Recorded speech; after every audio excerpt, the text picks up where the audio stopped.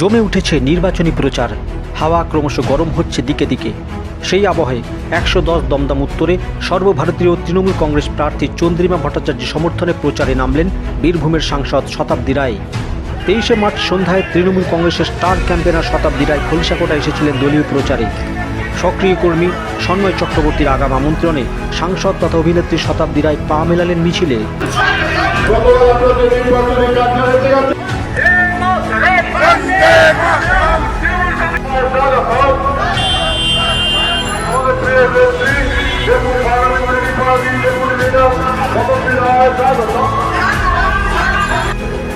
দিদি এই 19 নম্বরে সব সময় আছে, শুধু 19 নম্বর না, সব জায়গায় আমার যেখানেই ডাক দিদি, রাজারহাট বলুন, কালী পুজোয় আমাদের জানেন শক্তিগড় কালী পুজো উদ্বোধন করে গেছেন বয়েজ ক্লাবের।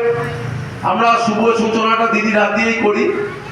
স্থানীয় পৌরপিতা সুবোধ চক্রবর্তীর উপস্থিতিতে তিনি সকলের কাছে বার্তা দেন চন্দ্রিমা ভট্টাচার্যকে জেতানো মানে মমতা ব্যানার্জির হাত শক্ত করা।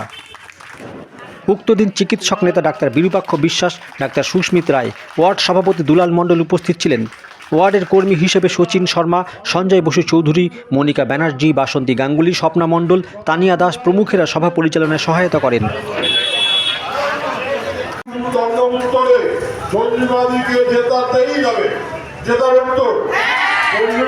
জেতানো মানে মমতা বন্দ্যোপাধ্যায়কে জেতানো, মমতা বন্দ্যোপাধ্যায়কে জেতাতে হবে।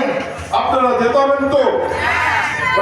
সন্ময় দলের প্রতি যে আবেগ এবং যে পাগলামো করে দলকে নিয়ে, সেই ভালোবাসাকেই সম্মান দেওয়ার জন্য আমার বার্তা আছে।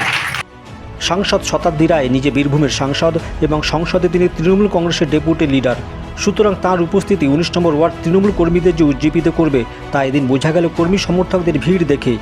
আগামী এপ্রিলে তিনি খোলসাকোটায় পুনরায় সভা করবেন চন্দ্রিমা ভট্টাচার্য সমর্থনে। চন্দ্রিমাদের জিতের প্রয়োজন জয় আসনে আমাদের বিধানসভার প্রার্থীকে জয়ী করা মানে মমতা ব্যানার্জির হাত শক্ত করা। প্রার্থী জয়ী হওয়া মানে মমতা ব্যানার্জির জয়।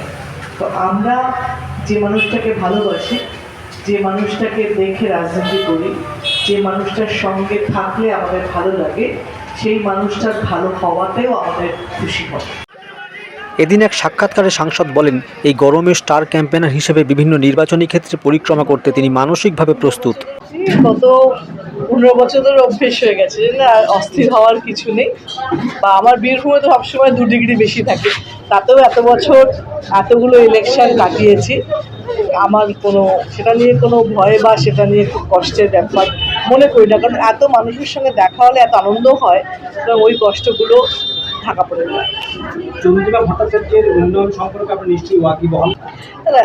প্রত্যেকটা এলাকায় তার নিজে জানে কি করতে হবে। চন্দ্রিমাদি জানবে কি করতে হয়। চন্দ্রিমাদি রাজনৈতিক মানুষ, চন্দ্রিমাদি এতগুলো মন্ত্রিত্ব সামলেছে, চন্দ্রিমাদি এতদিন ধরে রাজনীতি করেছে, এতবার জিতেছে এমএলএ হিসেবে, তখন উনি জানবেন কীভাবে। প্রার্থী দিতে পারেনি, লাইনে এখানে দিয়েছে, কিন্তু সিপিএম এখানে বরাবর এখনো পর্যন্ত 3 নম্বর স্থানে রয়েছে। এটা যদিও সিপিএম এর গড় হিসেবে পরিচিত ছিল, সেখানে 19 নম্বর ওয়ার্ড সেই জায়গাটা ছিনিয়ে নিয়েছে। আজকে আপনি এখানে এসে কর্মীদেরকে কি বার্তা দেবেন চন্দ্রিমাদিকে জেতানোর জন্য? না, চন্দ্রিমাদিকে জেতাবেই, কারণ জিতবেও এই কারণে যে মমতা ব্যানার্জির উন্নয়নটা সামনে আছে এবং সবাই এই উন্নয়ন হচ্ছে বলে তো এটা রাজারানীর গল্প হচ্ছে না। প্রত্যেকে যারা উন্নয়ন সুযোগ পাচ্ছে, যারা উন্নয়নের প্রত্যেককে, মানে এমন একটা হয় না যে চলো আপনার ওখানে রাস্তা হয়েছে আমার এখানে হয়নি, সেটা একরকম ছিল। রাস্তা দিয়ে আমি কি হেঁটেছি কি বা আমি ওই পাড়ায় যাই না, অন্য কথা।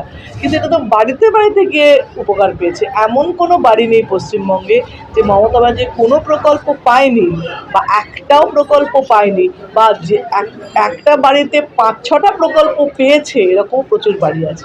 এই মুহূর্তে আপনাদের হাতে 2টো অস্ত্র, এক হচ্ছে রিপোর্ট কার্ড আর হচ্ছে উন্নয়নের পাঁচালী। কি বলবেন?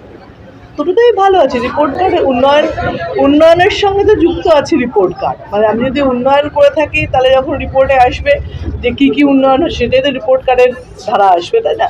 সুতরাং দুটোই পরিপূরক, দুটোতেই ভালো। শেষ একটা প্রশ্ন করব, মমতা ব্যানার্জি বলেছেন যে তৃণমূল ঘাসের মুখ দিয়ে চলে না, তৃণমূল ঘাসের জন্ম দেয়। আজকে এখানে দাঁড়িয়ে কি শেষ বার্তা দিয়ে যাবে? মমতা ব্যানার্জির বার্তা তো দিয়ে দিয়েছে, সেটাই সবাই জানবে, সেটাই শুনবে। মমতা ব্যানার্জি, মমতা ব্যানার্জি, অভিষেক ব্যানার্জি। PM Star 24-এ পিন্টু মাইতির রিপোর্ট, বিরাটি।